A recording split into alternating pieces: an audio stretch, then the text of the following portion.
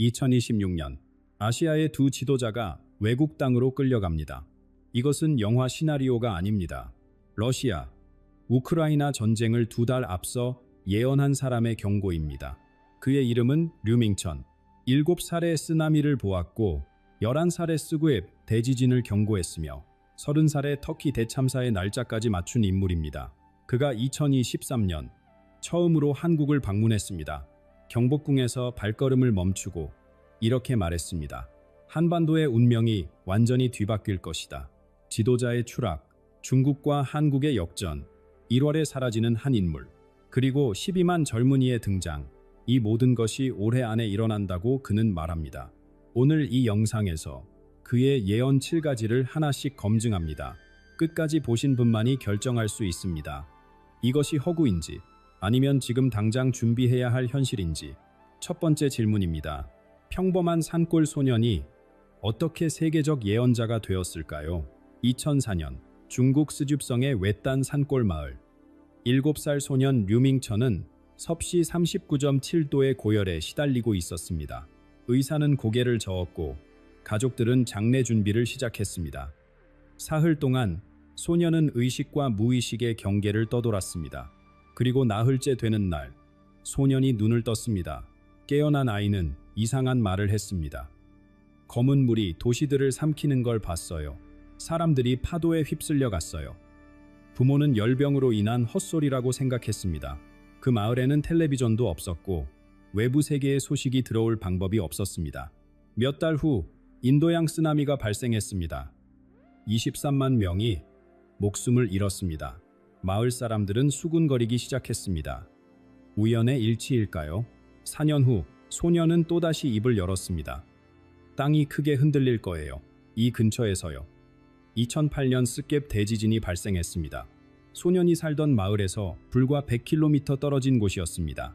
이제 사람들은 이 아이를 평범하게 보지 않았습니다. 성장한 류밍천은 뛰어난 성적으로 베이징의 명문대학에 입학했습니다. 수학과 물리학에서 천재적인 재능을 보였고 교수들은 그의 학문적 미래를 확신했습니다. 그러나 23살이 되던 해 그는 모든 것을 내려놓았습니다. 머릿속에 계속 이미지들이 밀려왔습니다. 공부에 집중할 수가 없었습니다. 그는 티베트의 한 외딴 사원으로 떠났습니다. 3년간 세상과 단절된 채 그는 자신에게 찾아오는 환상들을 정리하고 체계화하는 작업에 몰두했습니다.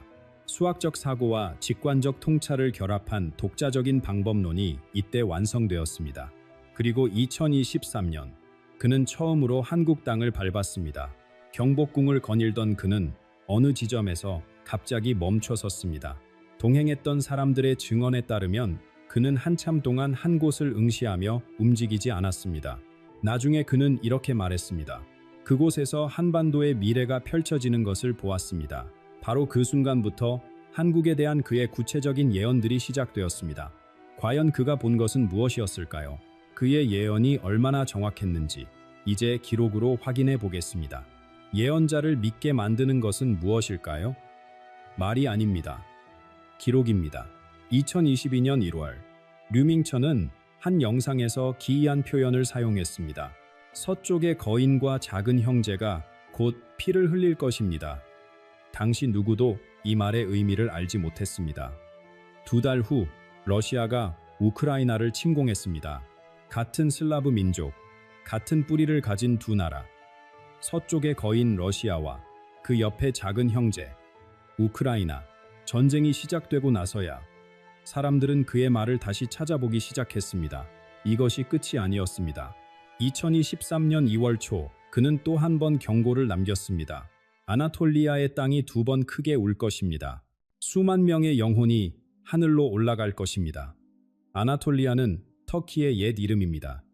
며칠 후 터키와 시리아 국경에서 규모 7.8의 대지진이 발생했습니다. 이어서 같은 날 2번째 지진이 덮쳤습니다. 사망자는 5만 명을 넘었습니다. 그가 말한 2번과 수만 명이 그대로 현실이 된 것입니다. 같은 해 일본에 대해서도 그는 입을 열었습니다. 동해로 흘러드는 물이 있을 것입니다. 이것은 자연재해가 아니라 인간의 선택입니다. 후쿠시마 오염수 방류 결정이 발표되었을 때 사람들은 소름이 돋았습니다. 지진이나 태풍처럼 피할 수 없는 재앙이 아니라 인간이 스스로 결정한 행위라는 점을 그는 정확히 짚어낸 것입니다. 그리고 한국에도 그의 시선이 닿았습니다.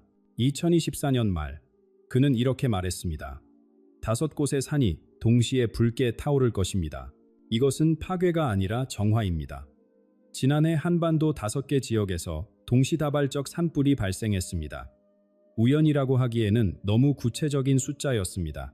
그는 이 화재를 재앙으로 보지 않았습니다. 오래된 것이 불타야 새 것이 자랄 수 있다는 의미로 해석했습니다. 전쟁, 지진, 오염수, 산불. 그의 예언은 매번 현실이 되었습니다. 그렇다면 올해에 대한 그의 경고는 어떨까요? 그가 본 것 중 가장 충격적인 장면이 있습니다. 하늘에서 거대한 유성이 떨어지고 그 유성에 아시아의 지도자들이 끌려가는 모습이었습니다. 류밍천이 본 환상 속에서 거대한 유성이 하늘을 가로질렀습니다. 그 유성은 땅에 떨어지지 않았습니다. 대신 아시아의 지도자 2명을 휘감아 하늘로 끌어올렸습니다. 저항할 틈도 없이 순식간에 사라지는 모습이었습니다. 이 유성은 무엇을 뜻할까요? 그의 해석은 명확했습니다. 유성은 갑작스럽고 압도적인 외부 세력을 상징합니다. 어느 날 갑자기 나타나 한 나라의 권력 정점에 있는 인물을 끌어내리는 힘. 그것은 강대국의 개입일 수도 있고 국제사회의 연합된 압력일 수도 있습니다. 중요한 것은 그 힘 앞에서 어떤 지도자도 버틸 수 없다는 점입니다. 베네수엘라의 니콜라스 마두로를 떠올려 보십시오. 한때 절대 권력을 쥐고 나라를 호령했던 그가 지금 어떤 처지에 놓여 있는지 우리는 알고 있습니다. 국제사회의 제재, 내부의 분열, 끊임없는 압박. 그는 여전히 자리를 지키고 있지만 언제 무너질지 모르는 얼음판 위를 걷고 있습니다. 류밍천은 이것이 남미만의 이야기가 아니라고 경고합니다. 올해 아시아에서도 비슷한 일이 벌어질 것이라고 말합니다. 2명의 지도자가 자국을 떠나게 됩니다. 처음에 그들은 해외로 피신할 것입니다. 안전한 곳, 자유로운 땅을 찾아서. 그러나 류밍천은 역설적인 예언을 남겼습니다. 자유의 땅이 그들의 감옥이 될 것입니다. 도망친 곳에서 오히려 사냥당한다는 의미입니다. 국제사법체계의 그물망은 넓고 도피처는 생각보다 좁습니다. 숲으로 도망친 사냥감이 결국 덫에 걸리듯 그들의 피신처가 종착역이 될 것이라고 그는 보았습니다. 류밍천은 특정 인물의 이름을 직접 거론하지 않았습니다. 그러나 그는 분명히 말했습니다. 반도의 오래된 질서가 흔들릴 것입니다. 이 말이 무엇을 암시하는지 듣는 사람마다 다르게 해석할 것입니다. 한 가지 확실한 것이 있습니다. 정상에 있던 사람이 갑자기 사라지면 그 자리는 비어있지 않습니다. 누군가 채우게 됩니다. 권력의 공백은 새로운 질서를 만들어내고 그 파장은 한 나라를 넘어 아시아 전체로 퍼져나갑니다. 류밍천은 이 혼란 속에서 예상치 못한 역전이 일어난다고 말합니다. 1000년 동안 유지되어 온 동아시아의 위계 구조가 완전히 뒤바뀌는 일이 벌어집니다. 한국이 중국이 되고 중국이 한국이 된다. 류밍천의 이 예언을 처음 들으면 고개를 갸우뚱하게 됩니다. 인구 14억의 거대한 대륙과 5천만의 반도가 어떻게 자리를 바꾼다는 것일까요? 그러나 그의 설명을 들으면 의미가 분명해집니다. 그가 말하는 것은 땅이 아닙니다. 문명의 중심축이 이동한다는 뜻입니다. 수천 년 동안 중국은 스스로를 세상의 중심이라 불렀습니다. 주변 나라들은 그 문화와 제도를 받아들였고 한반도 역시 오랜 세월 그 영향권 아래에서 자신만의 정체성을 지켜왔습니다. 그러나 류밍천은 이 천년의 질서가 뒤집어진다고 말합니다. 중심이 대륙에서 반도로 옮겨온다는 것입니다. 이미 그 조짐은 곳곳에서 나타나고 있습니다. 한국의 음악이 전 세계 젊은이들의 마음을 사로잡았습니다. 한국의 드라마가 수십억 명의 일상에 스며들었습니다. 한국의 기술이 세계 산업의 기준을 새로 쓰고 있습니다. UN 무대에서 한국 가수가 연설하고 세계 최고 권위의 시상식에서 한국 영화가 정상에 오르는 시대입니다. 불과 한 세대 전만 해도 상상하기 어려웠던 일들이 지금 벌어지고 있습니다. 반면 중국은 흔들리고 있습니다. 내부에서는 경제 침체와 사회적 갈등이 깊어지고 외부에서는 국제사회의 압박이 거세지고 있습니다. 류밍천은 이 흐름이 올해를 기점으로 되돌릴 수 없는 국면에 접어든다고 보았습니다. 오랜 세월 동아시아의 정점에 있던 나라가 그 자리를 내려놓고 반도의 작은 나라가 새로운 기준점으로 떠오르는 것입니다. 천년 동안 대륙에서 반도로 흘러들던 영향력의 방향이 역전됩니다. 이것은 단순한 국력의 변화가 아닙니다. 가치관의 전환입니다. 무엇이 아름다운지, 무엇이 옳은지, 어떻게 살아야 하는지에 대한 기준이 이제 이 땅에서 만들어지고 세계로 퍼져나간다는 의미입니다. 그러나 모든 상승에는 치러야 할 대가가 있습니다.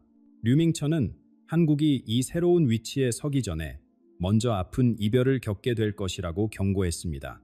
많은 사람들이 사랑했던 한 인물이 이번 달 안에 대중의 기억에서 사라지게 됩니다. 류밍천은 이번 달 말에 일어날 일에 대해 말할 때 목소리를 낮추었습니다. 한국에서 많은 사람들이 사랑했던 누군가가 사라질 것입니다. 그러나 그것은 육체의 죽음이 아닙니다. 이 말이 무슨 뜻일까요? 그는 이것을 사회적 죽음이라고 불렀습니다. 살아있지만 존재하지 않는 것처럼 취급받는 상태, 이름이 언급되지 않고 업적이 지워지며 사람들의 대화에서 완전히 빠져버리는 것입니다. 우리 주변에서 비슷한 일을 본 적이 있을 것입니다. 한때 온 국민의 사랑을 받던 인물이 어느 순간부터 방송에서 사라집니다. 그 사람이 출연했던 프로그램은 재방송되지 않고 그 사람의 노래는 음악 프로그램에서 흘러나오지 않습니다. 공식적으로 발표된 것은 아무것도 없는데 모두가 암묵적으로 그 존재를 지웁니다. 마치 처음부터 없었던 사람처럼 류밍천은 이것을 영적 진공 상태라고 표현했습니다.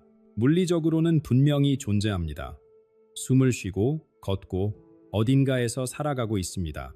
그러나 사회적 에너지의 흐름에서 완전히 단절됩니다. 사람들의 관심, 기억, 언급, 그 어디에도 포함되지 않는 상태. 이것은 어쩌면 육체적 죽음보다 더 잔인한 것일 수 있습니다. 왜 이런 일이 일어나야 할까요? 류밍천은 이것이 단순한 개인의 비극이 아니라고 말합니다. 하나의 시대가 끝나고 있다는 신호라는 것입니다. 이 인물은 과거의 가치관, 옛 방식, 지나간 시스템을 상징합니다. 그 상징이 사라져야 새로운 것이 들어설 자리가 생깁니다. 겨울이 완전히 물러나야 봄이 오는 것처럼 이 아픈 퇴장은 다음 장을 여는 필수적인 과정입니다. 오래된 것이 사라진 자리에 무엇이 채워질까요? 류밍천은 그 빈자리를 채우는 것이 한 사람의 영웅이 아니라고 말합니다. 수많은 젊은 영혼들이 그 공백을 메우게 됩니다. 그 숫자는 정확히 12만 명. 이 숫자가 왜 중요한지, 그리고 이들이 어떤 역할을 하게 되는지 이제 살펴보겠습니다. 12만이라는 숫자를 들었을 때 어떤 생각이 드셨습니까? 류밍천은 이 숫자가 우연히 나온 것이 아니라고 말합니다. 동양의 오래된 지혜에서 12는 완성을 뜻합니다. 한 해는 12달로 이루어지고 하루는 12시즌으로 나뉘며 하늘의 별자리는 12궁으로 순환합니다. 12는 하나의 순환이 끝나고 새로운 순환이 시작되는 지점입니다. 이 숫자가 만 배로 확장된 12만은 완전한 무리를 상징합니다. 빠진 것 없이 갖추어진 하나의 시대를 열기에 충분한 숫자입니다. 그렇다면 이 12만 명은 누구일까요? 류밍천은 분명히 말했습니다. 이들은 기존 권력층의 자녀들이 아닙니다. 명문 학교를 나온 엘리트 관료들도 아닙니다. 이들은 사회 곳곳에서 조용히 자라난 사람들입니다. 누가 시켜서가 아니라 스스로 깨어난 영혼들입니다. 대기업에서 일하는 평범한 직원일 수도 있고 작은 가게를 운영하는 청년일 수도 있으며 아직 학교에 다니는 학생일 수도 있습니다. 이들의 공통점은 무엇일까요? 첫째, 이들은 물질적 성공보다 의미 있는 삶을 추구합니다. 이전 세대가 얼마나 가졌는가를 물었다면 이 세대는 어떻게 살 것인가를 묻습니다. 둘째, 이들은 경쟁보다 연대를 선택합니다. 혼자 정상에 오르는 것보다 함께 나아가는 길을 택합니다. 셋째, 이들은 꿈만 꾸는 이상주의자가 아닙니다. 현실을 바꾸는 능력과 영적인 깊이를 동시에 갖추고 있습니다. 왜 지금 이들이 필요할까요? 류밍천은 다가오는 위기가 과거의 방식으로는 해결될 수 없다고 말합니다. 이전에 통했던 해법이 더 이상 작동하지 않는 상황이 올 것입니다. 그때 필요한 것은 과거의 성공 방식에 매여 있지 않은 새로운 시각입니다. 낡은 그릇에 새 물을 담을 수 없듯이 새 시대에는 새로운 그릇이 필요합니다. 이 12만의 젊은 영혼들이 바로 그 그릇입니다. 그들은 혼란 속에서 흔들리지 않는 기둥이 될 것입니다. 위에서 무너지는 것들이 있어도 아래에서 이들이 버티고 있기에 완전한 붕괴는 일어나지 않습니다. 그러나 그들 앞에 놓인 시험은 결코 가볍지 않습니다. 1997년을 기억하시는 분들이 계실 것입니다. 그해 겨울, 나라 전체가 얼어붙었습니다. 수많은 기업이 하루아침에 문을 닫았고 평생 일군 삶의 터전을 잃은 사람들이 거리로 나왔습니다. 가족들이 금반지를 모아 녹이고 외화를 아끼며 허리띠를 졸라맸던 시절. 그 고통의 기억은 지금도 많은 분들의 가슴에 생생하게 남아 있습니다. 류밍천은 올해 그보다 더 큰 파도가 밀려온다고 경고합니다. 단순히 경제만의 문제가 아닙니다. 경제, 사회, 정치가 동시에 흔들리는 복합적인 위기입니다. 건물의 기둥 하나가 금이 가면 보수할 수 있습니다. 그러나 여러 기둥이 동시에 흔들리면 이야기가 달라집니다. 그는 올해 한반도가 바로 그런 시험대에 오른다고 보았습니다. 그렇다면 우리는 어떻게 해야 할까요? 류밍천은 여기서 중요한 말을 남겼습니다. 구원은 위에서 내려오지 않습니다. 정부가 모든 것을 해결해 주기를 기다리지 마십시오. 영웅이 나타나 상황을 뒤집어 주기를 바라지 마십시오. 진정한 힘은 평범한 사람들 안에 있습니다. 이웃과 이웃이 손을 잡을 때, 가족과 가족이 서로를 지탱할 때, 공동체가 하나로 뭉칠 때 위기는 극복됩니다. 1997년에도 그랬습니다. 정책보다 먼저 움직인 것은 국민들의 마음이었습니다. 서로를 격려하고 함께 버티며 어려운 이웃에게 손을 내밀었던 그 힘이 결국 나라를 일으켰습니다. 올해도 다르지 않을 것입니다. 그리고 류밍천은 마지막으로 가장 중요한 메시지를 남겼습니다. 예언은 확정된 미래가 아닙니다. 수학적 가능성일 뿐입니다. 이 말을 깊이 새겨주십시오. 그가 본 것은 가장 가능성 높은 흐름입니다. 그러나 미래는 돌에 새겨진 글자가 아닙니다. 수많은 사람들의 선택이 모이면 그 흐름은 바뀔 수 있습니다. 경고를 듣고 마음을 준비하는 사람이 많아질수록 예언된 미래는 달라집니다. 그래서 그는 입을 열었습니다. 두려움을 주려는 것이 아닙니다. 지금 이 순간 우리의 선택을 바꾸라는 것입니다. 어둠이 짙어질수록 작은 빛 하나가 더 밝게 빛납니다. 올해 그 빛을 지키는 사람이 되실 준비가 되셨습니까? 이 영상이 마음에 와닿으셨다면 주변 분들과 나눠주십시오. 댓글로 여러분의 생각을 들려주세요. 류밍천의 예언에 대해 어떻게 느끼셨습니까? 올해를 어떻게 준비하고 계십니까? 구독과 알림 설정으로 다음 영상에서 또 만나 뵙겠습니다. 본 영상은 교육 및 오락 목적으로 제작되었습니다. 예언과 관련된 내용은 개인의 판단에 따라 받아들여 주시기 바랍니다. 오늘도 평안한 하루 되십시오.